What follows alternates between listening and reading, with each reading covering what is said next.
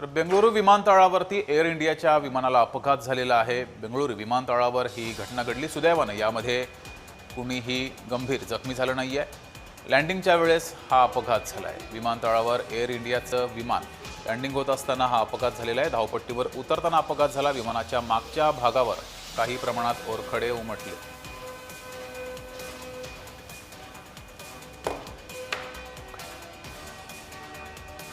प्रवासी आणि crew member हे सुरक्षित आहेत।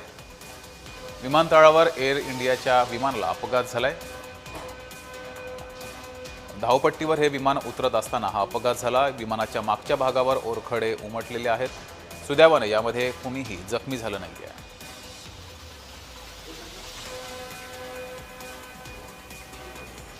प्रवासी आणि क्रू मेंबर हे सुरक्षित असल्याची माहिती समोर आलेली आहे। विमान धावपट्टीवर उतरताना हा अपघात झाला। विमानाच्या मागच्या भागावर काही प्रमाणात ओरखडे उमटले गेले, मात्र सुदैवाने यामध्ये प्रवासी आणि क्रू मेंबर हे सुरक्षित आहेत। बेंगळुरू विमानतळावर हा विमान अपघात झाला आहे।